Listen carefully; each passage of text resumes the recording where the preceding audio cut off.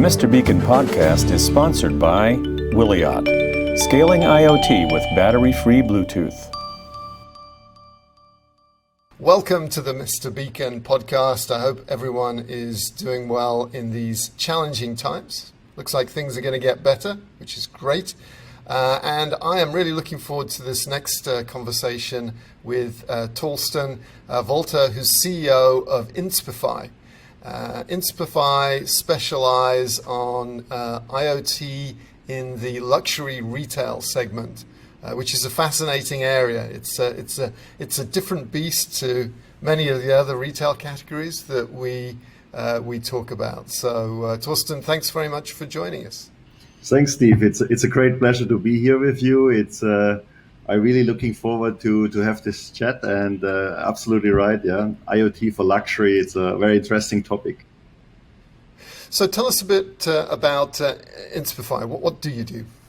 Okay, Inspify is a customer experience platform as a service. So we are a Singapore-based tech company that is specialized in luxury retail. And what we are doing, we build customer experiences for the luxury brands in the boutique and also online virtually.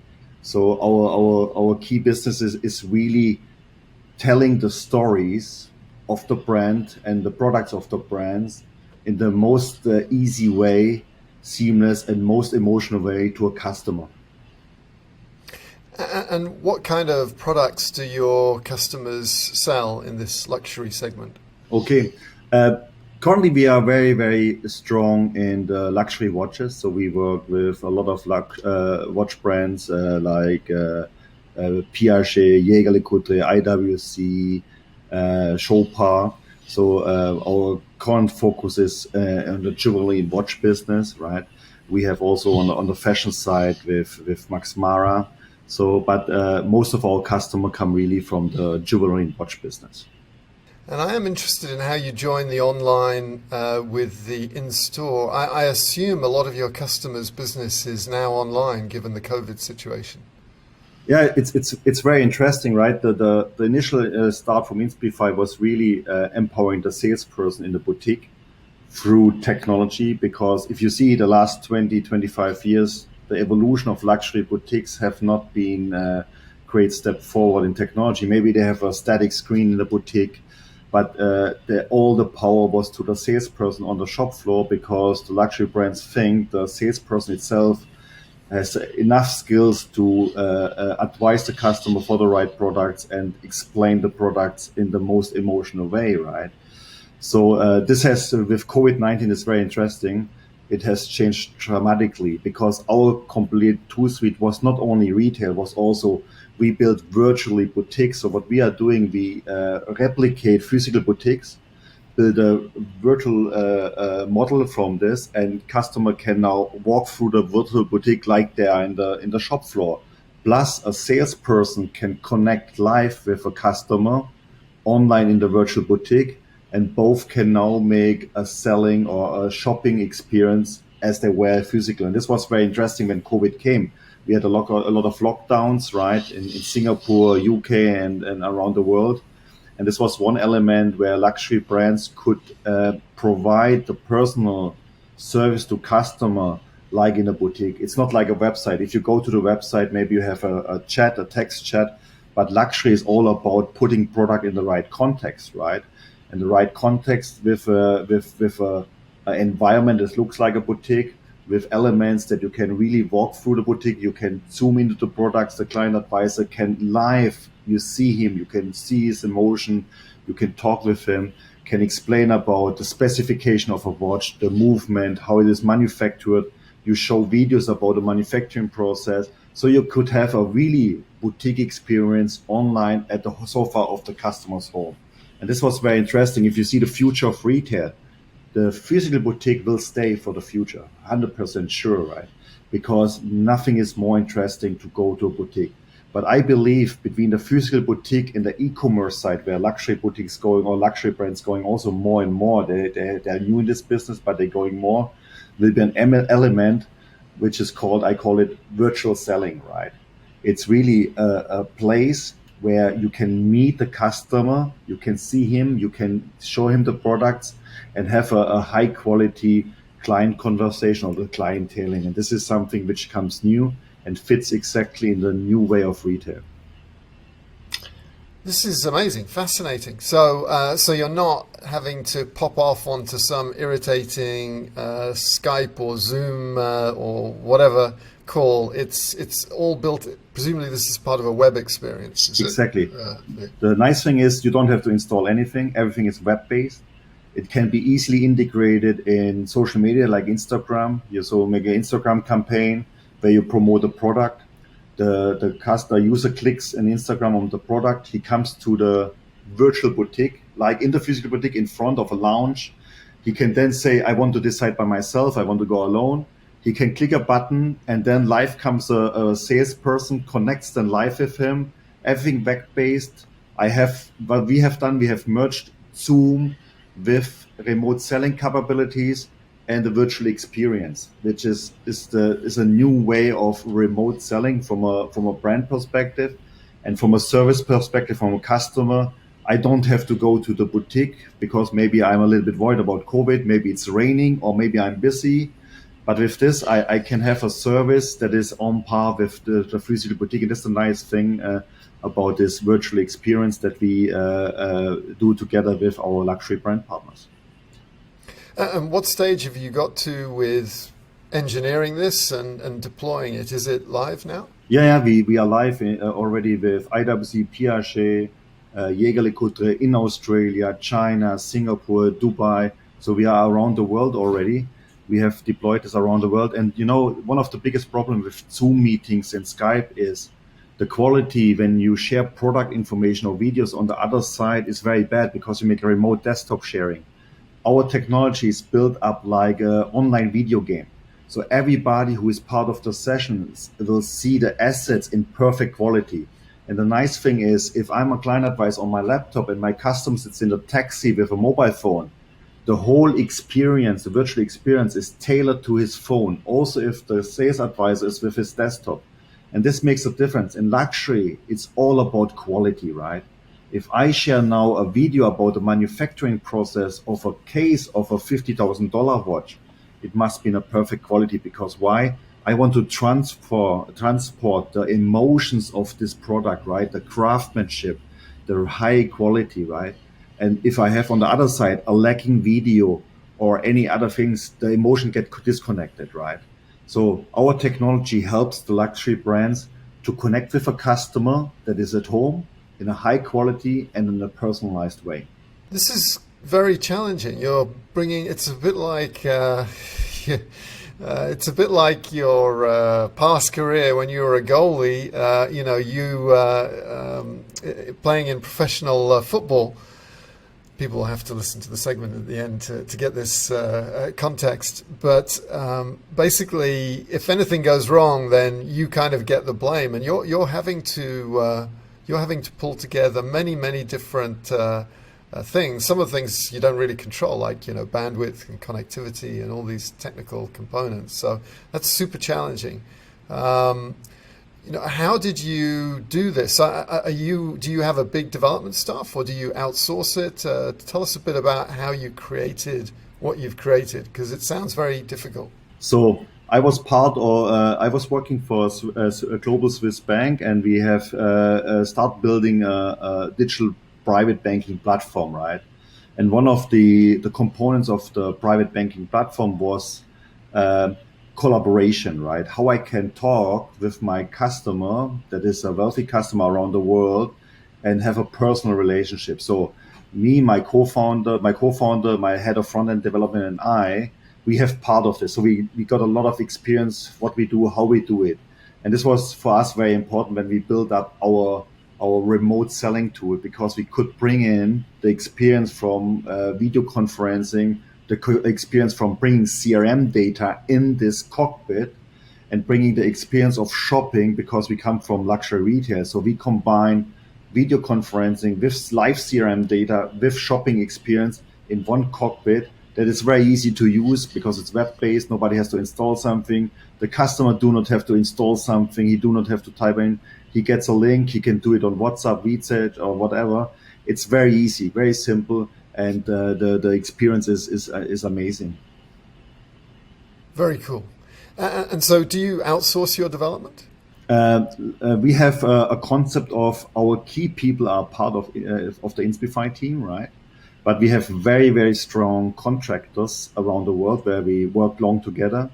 It has a reason because, with our virtual experience, we need sometimes FX guys that make special effects inside a virtual space. Then we have people from Hollywood that make movies. Then we have special people that can make the 360 renderings. They render virtual worlds, right? So we have specialists around the world that we use then based on the project, because every brand is individual, has their own brand identity. So we must tailor the experience to them. But the core is at the end. I have an amazing co-founder, right? He's the master of DevOps automation, and I'm a friend of a small Navy SEAL team, strong people that are able to make a difference, and then augment exactly this team with the right resources or right contractor teams to really make it amazing, the experience. That is really interesting. So.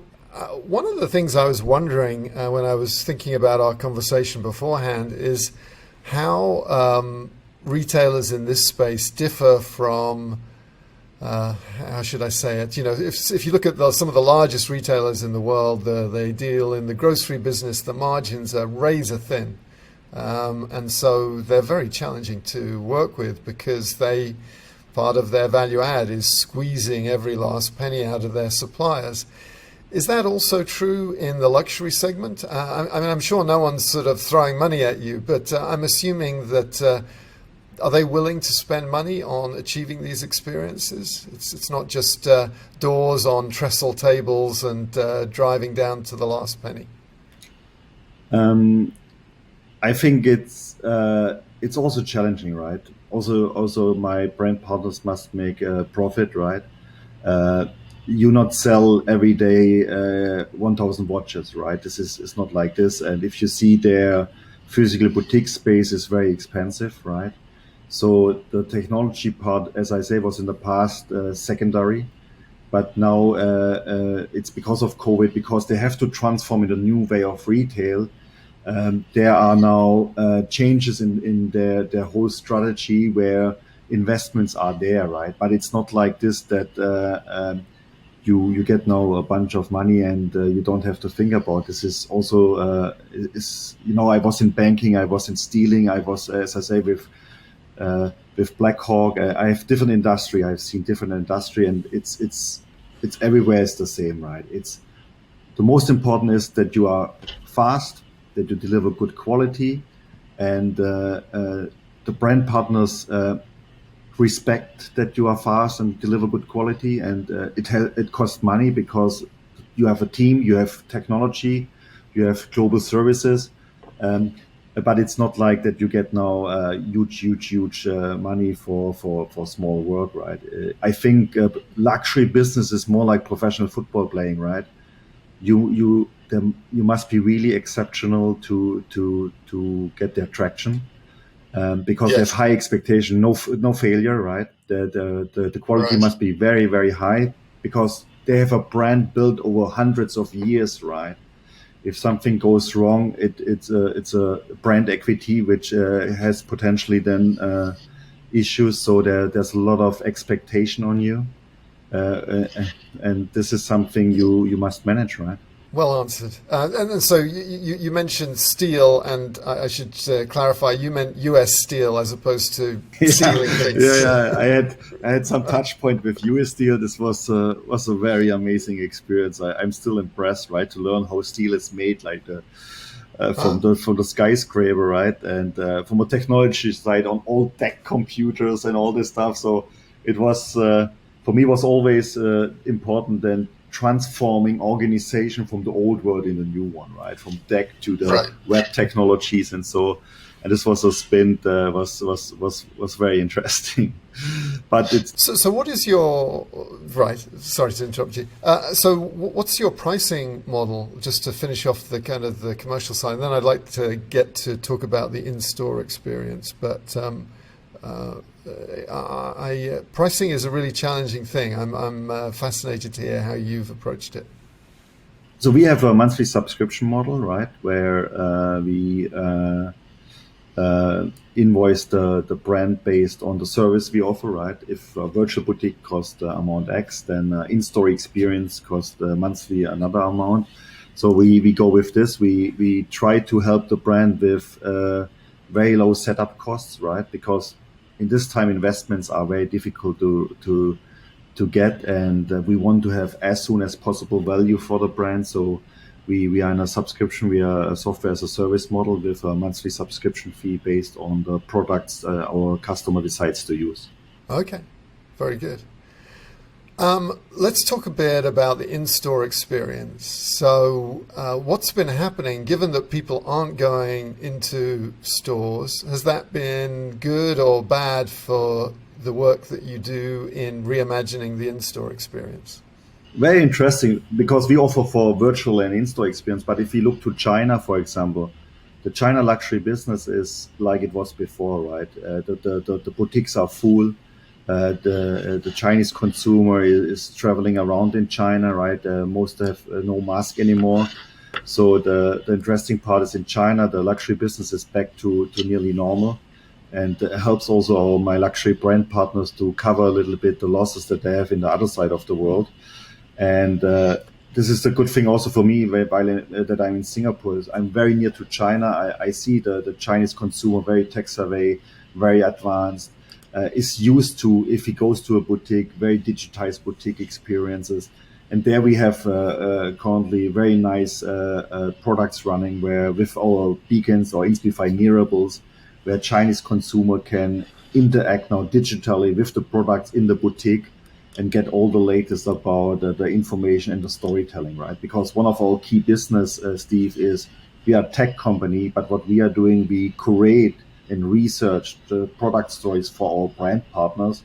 And then with our pool of stories, we present to the customer in the right moment, to the right channel, into the right person, this story. So if I'm looking now for the black Ceratanium watch, I have the specification, yeah, but I get this everywhere. But now we start infusing all the stories to exactly this watch. So I have teams in China, Philippines, and Indonesia. They do the whole day nothing else than research from stories. So they research the stories, they tag the stories with the right product, they watch all the videos, identify the products, give metadata, and then we are able at the end to show the right product in the right moment. And this is something, especially for China, if you think about these guys, right? They have always the phone in their hand. They always share. They go to a boutique. They can now virtually explore the physical boutique, stand in front of the watch, take the watch on their WeChat, share it with three friends share it with 6 friends, and then the snowball is going on. And so you as a brand have now a complete new marketing channel that you not have before. So you give the brand a marketing channel in their boutique to communicate the branded product stories directly to the consumer with our IoT technology.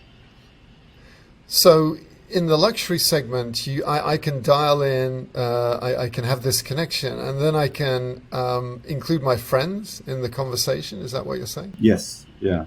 So you have kind of influencer marketing. I always thought of influencer marketing as teenage girls on Instagram, but it's actually rich executives who are looking at expensive watches as well. Yeah, a good example is, think about this, 45-year-old Chinese person goes to a luxury boutique, can be Chopin, IWC, Jägerle-Coutret, or he likes this watch. And what we do normally, I want to ask my friend, what you think, right?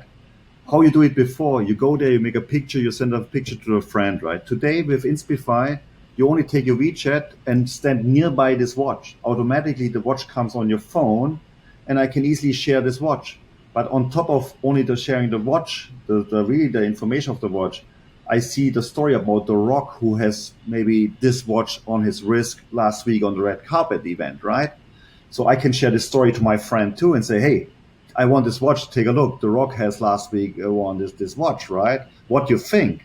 And then the conversation starts. From one boutique visit, I start a communication with somebody else outside the boutique, and then maybe two other friends join this conversation on the WeChat channel, for example.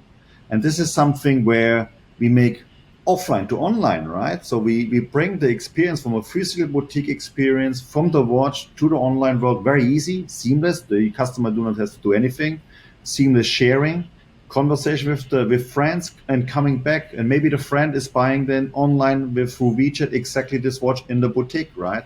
And this is where the unified experience comes more and more, right? Online, offline. People talk about omni channel. I say mono channel, right? This is one phone. I'm in the boutique. I'm at home.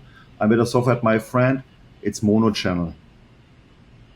So talk to me a bit more about the technology that you deploy in the store. So my son was asking me about selling, and he wants to start his own business, and he was kind of trying to pick my brains about how do you sell, and I was trying to think about it, and I'm like, well, a lot of it's about storytelling. You need to capture people's imagination, and they need to learn a story that they can then tell their friends or their boss to justify their decision. And I guess that's part of what you're doing. How do you feed these stories to the consultants, I don't know whether you call them shop assistants, but the people that are working in the stores? So we have two technologies that we rolled out in the boutiques. We have special iPads. They have on one side access to the product catalog. And because we have all the stories curated and ready, so he selects a product, he clicks on the product, and instantly we have all the stories related to his product accessible, right? And the nice thing is, if you think with our Inspify Nearables, these are these kind of devices here. We have, I think, the smallest in the world. They're 22 millimeters beacons. They are attached to the timepieces, right? So the sales associate or the sales advisor can now walk with a customer through the boutique with his iPad in the hand, and where he stands, automatically the timepieces are on his iPad. So he not have to search. So if he stands in front of these three watches, he has it on his iPad. He moves 3 meters to the left, he has the other two watches in front, in the glass vitrine or glass display. He has it on the iPad.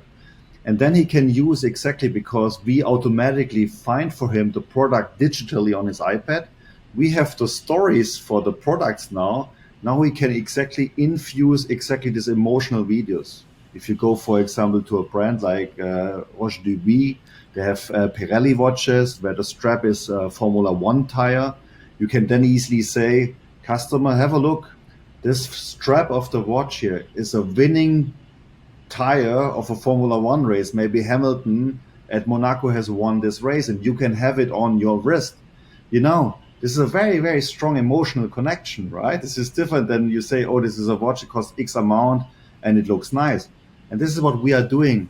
We help sales advisor to have direct access to stories that they can use as part of the selling ceremony, right? As part of talking with the customer to create this emotional connection. Plus, the customer can self-discover in the boutique all these stories. And this is what we are doing with our technology. And so you've created a Bluetooth beacon, a Bluetooth tag to go on all of these assets in the store? Yes. Very good. So we've actually brought it back to Bluetooth. That's excellent. We could talk about this all day. Unfortunately, we're running short on time. But any last components that you think we should cover in terms of the technology stack that enables this storytelling in the stores, or have we got the key things? No. The latest what we have now released in the boutiques is our digital interactive displays, right? Because if you know, Yes, of course. You have these nice product showcases, right? And what we are now doing newly is we integrate interactive displays, long, small displays that are nicely seamless, integrated in the boutique design. And now it's very interesting experience, right? I can have a watch in front of me. I can see it. I can feel it. And for example, instantly, I not get only information. I can now design my watch in front of the real one. So different strap, different buckle, So the customization part, and this is something which is very interesting because we go more in a personalized customization way.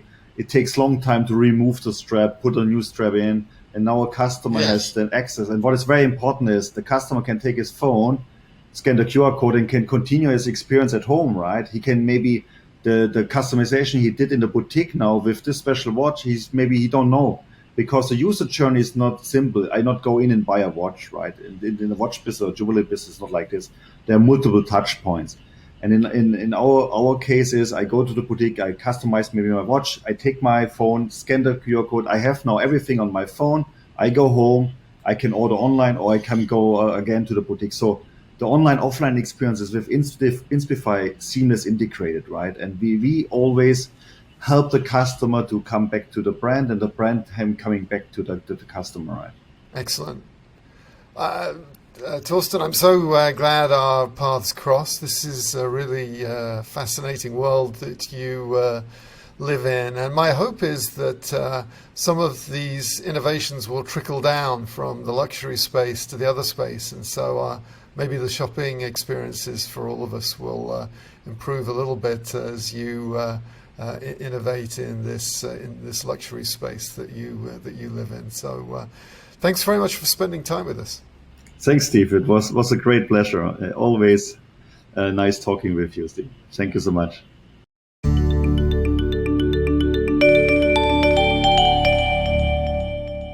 Thorsten, where are you at the moment? I'm at the moment in Singapore. We are based in Singapore. I just came back from Switzerland. I have experienced the new time of COVID-19, right? When you come back to Singapore from outside, you have to stay 2 weeks into the hotel, and it's a very interesting experience because you cannot go out, right? You arrive at the airport, you will be transferred to a hotel, you don't know where you come. You stay 2 weeks in the hotel, you cannot leave the room, you cannot open the window, there's no balcony, and it's a very interesting experience to go through this. So do they know that you're in quarantine, or do you just check in and start ordering a lot of room service?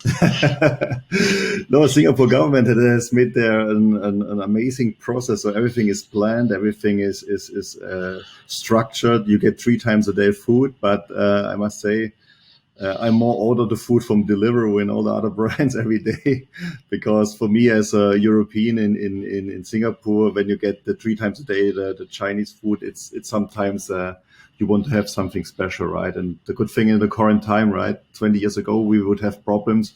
Today you go online, you order, and it will be delivered within 20 minutes. It's incredible, isn't it?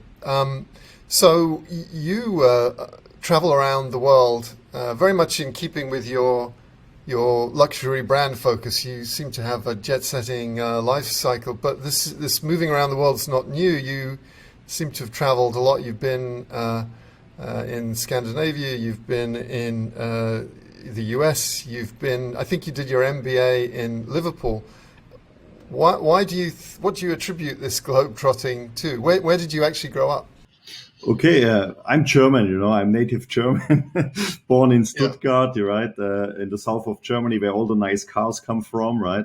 But it's very interesting, right? I'm since the last 20 years not living in Germany, right? I did a lot in Switzerland, in Singapore, in France, in the States, and I came around. So traveling around is one of my normal habits that I'm used to.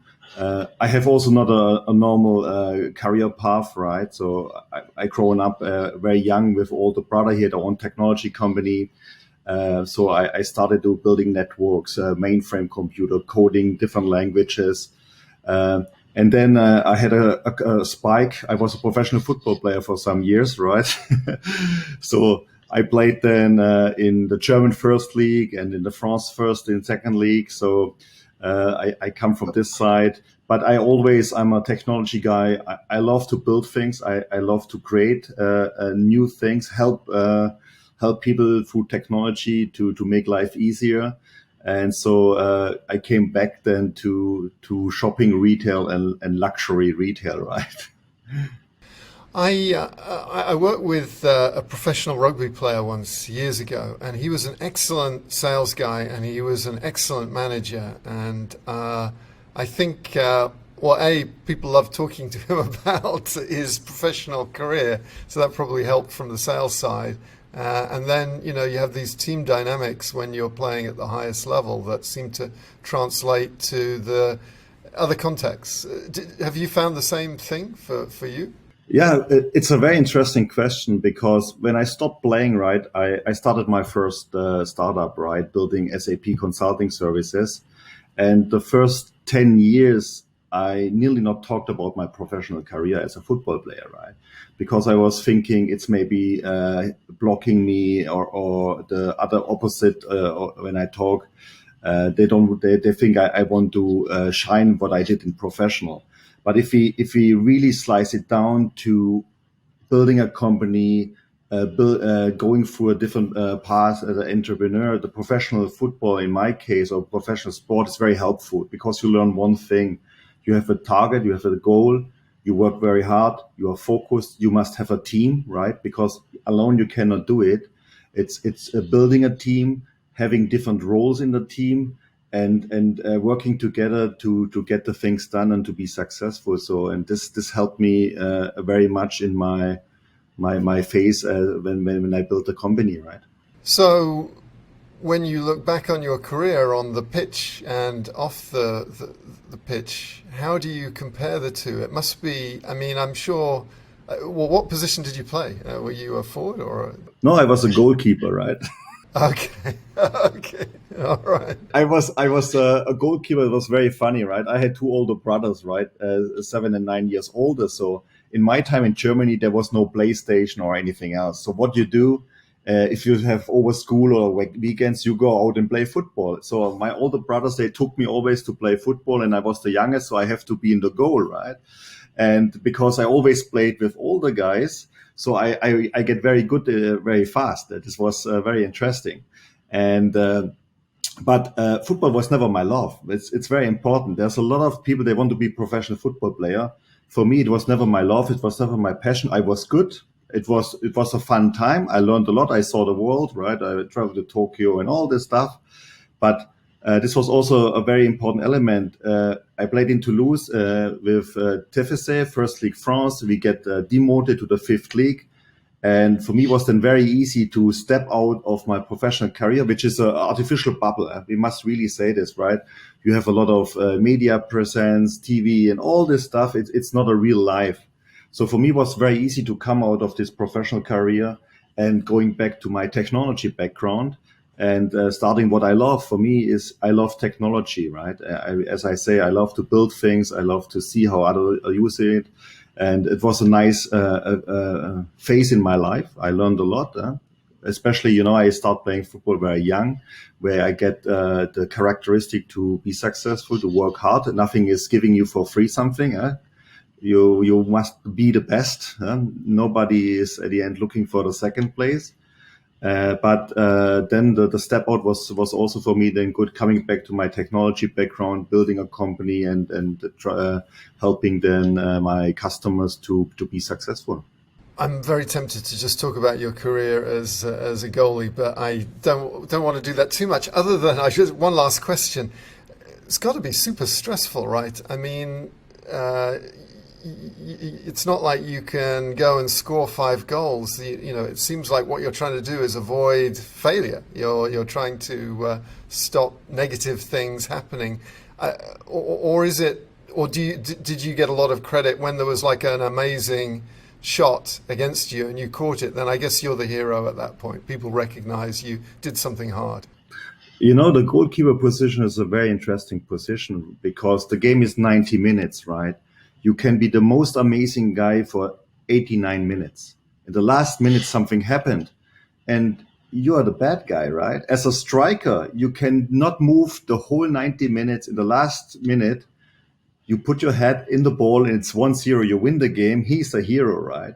But as a goalkeeper, you are alone. You play in a team at the end, but you are alone. You're the last line of defense and you must fix the issues, the problems at the end your team have, right? and there's a lot of pressure, mental pressure, and I come because of, it's not easy to go in a stadium with 60,000 people, right? So it was for me then also a point where I really fast come to meditation to handle this pressure, right? Because you have 90 minutes, potentially you have 90% of the time nothing to do, but you must be mentally always sharp and ready to go into the situation, and you cannot do something wrong, because if you do something wrong, it's a goal for the other side, right? So it's mentally very energy consuming, and I'm really happy that I came very fast to the meditation. That helps me also now in my business now, because if you build a company and you have a lot of pressure, to calm down and come to a point where you focus on results, right? This is a very, very important element, that you have this focus, that you have this calmness in the biggest storm, that you calm. And I have learned this from my football career that ended then as a professional football player in different leagues in Europe. That's fascinating. I had never really thought about it before, but in some ways, it's not really the centre forward. It's really the goalie, where the buck stops there. If the team's dysfunctional, then that's where the implications are in your net. And very interesting. So this meditation thing, what approach do you use? Because I actually use meditation as well. I for the same reasons. I think it's so. What approach do you use to meditation? So it's a very good question. How can I translate this in English? It's autogenic training, right? It's a methodology where you lay down, you make your body heavy, you make your body warm. You have different statements, the sentences that you go through, and then you have 5 blocks of other text statements that it's like coding your brain for what you want to do or how you want to be, right?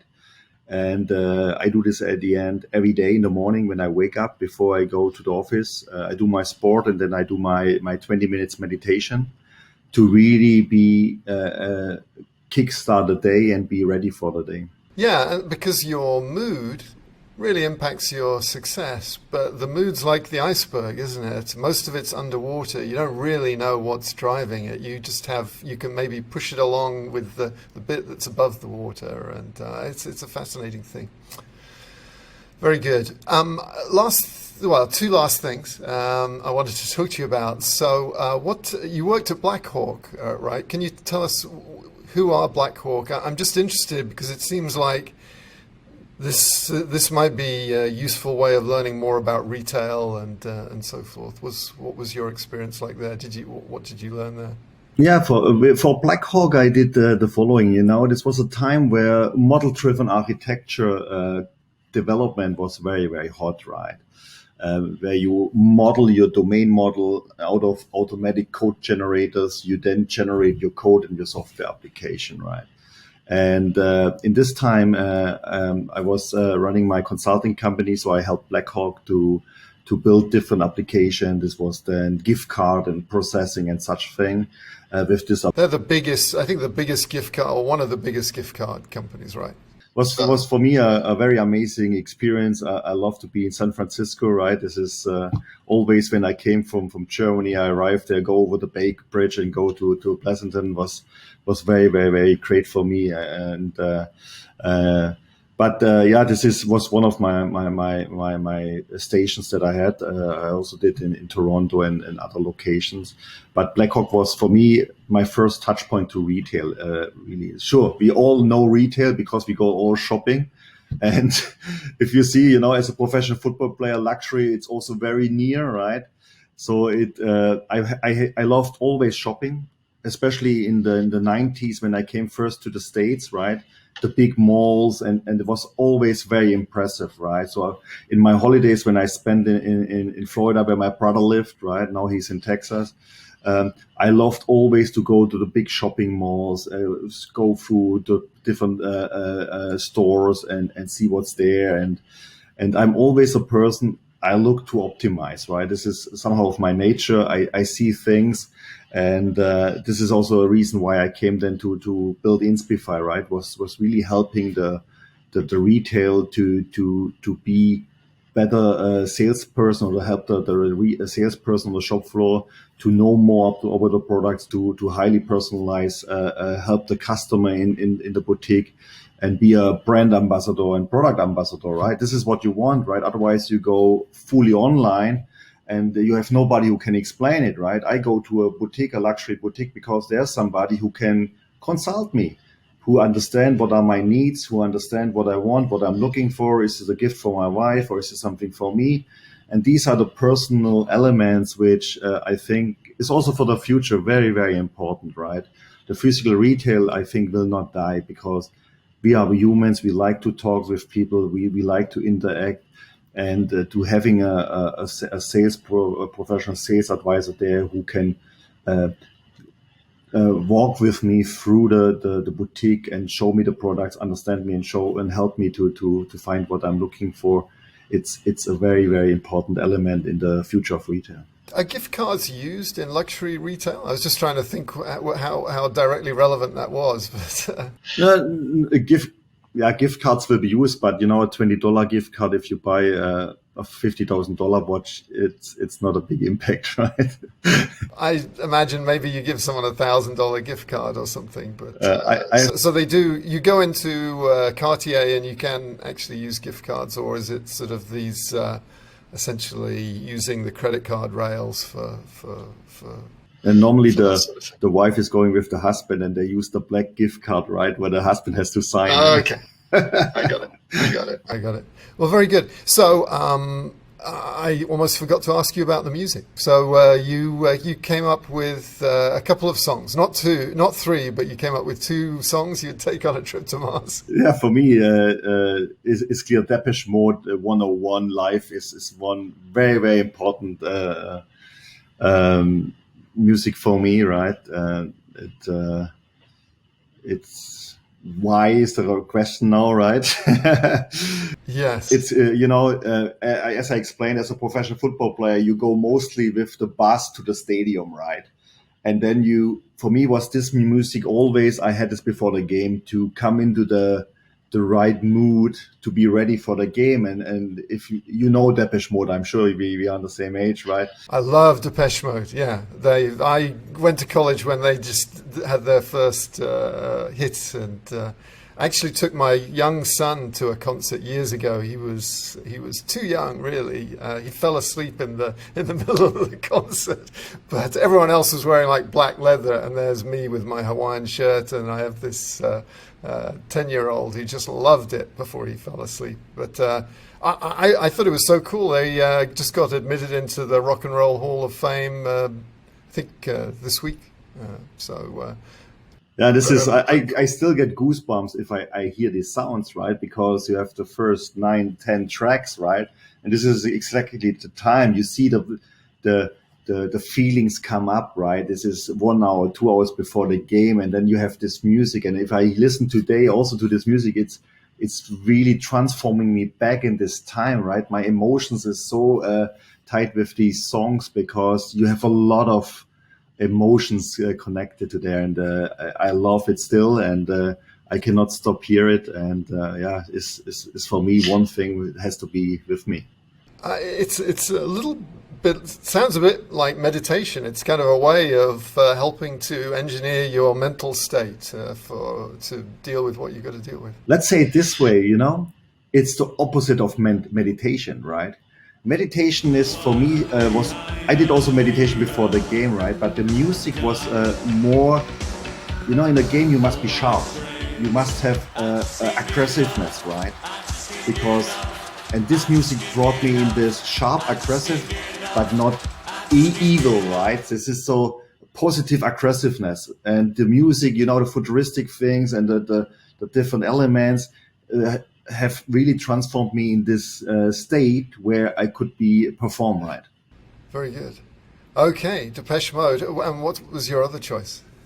It's very interesting. It's a Bali Spa and Gamelan. It's I love Bali, right? I'm in Singapore. Normally I go 2-3 times a year to Bali, right? My wife comes from Indonesia, right? She has been in Bali, and this music, it's amazing, right?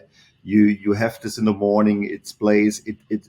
I believe that music can control your mood and can bring you to the right level to start the day, right? And this is something for me very calming. Also, if it's fully a totally stressed situation, you listen to this music, you calm down, and you come back to a state where you can focus and push a lot of pressure away and can be the normal person, right?